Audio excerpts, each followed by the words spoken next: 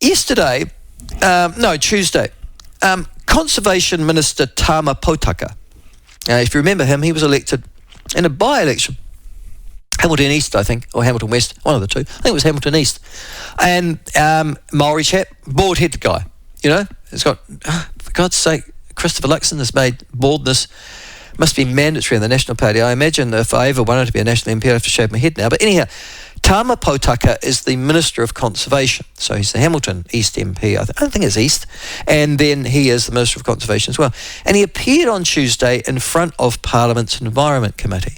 And there's been outrage over the last 48 hours from conservation and environmental groups in this country about what Tama Potaka said to that particular Environment Committee at Parliament. And this is what he said, and I quote, "If we say hand on heart, we're going to save every single species in New Zealand and get it out of a space where it's endangered or at risk, that job is going to take an absolutely, probably superhuman effort," said Tama Potaka. "That'll cost, I don't know," he said. "I wouldn't want to imagine the cost. But that is literally hundreds of billions, maybe trillions of dollars, and I don't think we're in that space."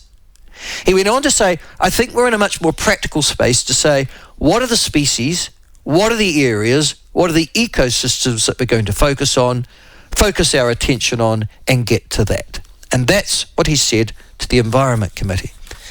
As you can imagine, that has absolutely set conservation's greenies and a demand for resignation from the Maori MP from Hamilton East, who is being accused basically of not just letting down conservation, the environment, New Zealand's basic esprit or spirit or zeitgeist that we are huge greenies by sort of nature or by inclination and nature, but also how he's let down the Maori people as well, and he should resign instantly as the Minister of Conservation.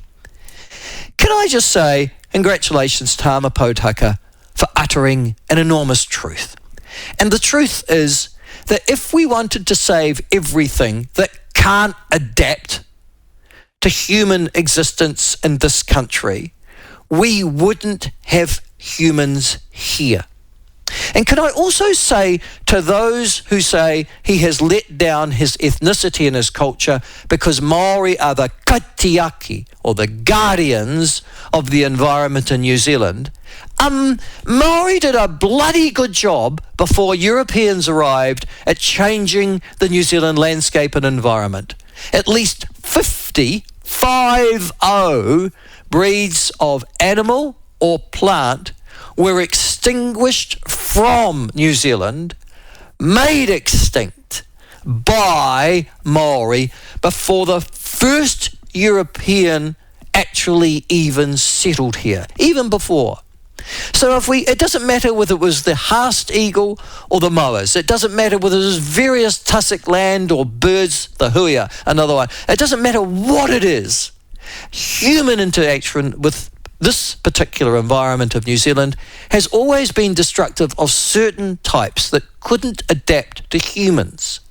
Now, I see value in retaining particular species, of course I do. But if you're going to stop human activity in New Zealand because there's a beetle down the road that is unique to just this area and it doesn't exist anywhere else, well, whoop-de-doo, I would have thought. I mean, we've got plenty of beetles. It's not like we just need to keep this one because it's got a particular marking on its back and that's unique, Or there's a guppy somewhere that has lived in isolation for everywhere and you can't possibly go into that area because it's living there and eventually being killed by trout, but don't even worry about that.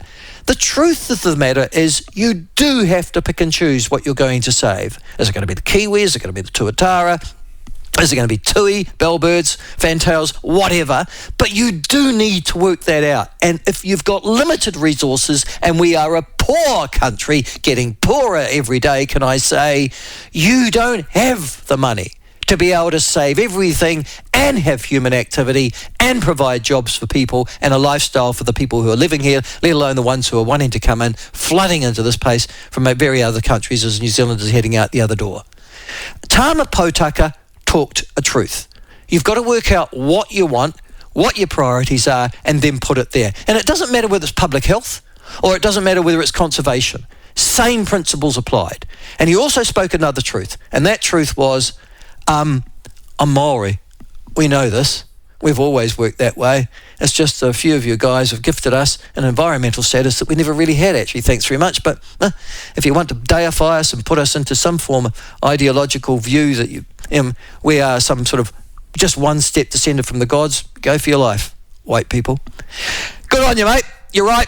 And that is why this government needs to carry on resisting the wokery that somehow a beetle, a Freddy the blind, the blind frog, or some small inanimate object, or animate object for that matter, some grassland that could only exist there, is somehow got to be protected by literally millions of dollars, hundreds of millions of dollars, hundreds of conservation staff, when at the end of the day, we are struggling to provide for our own.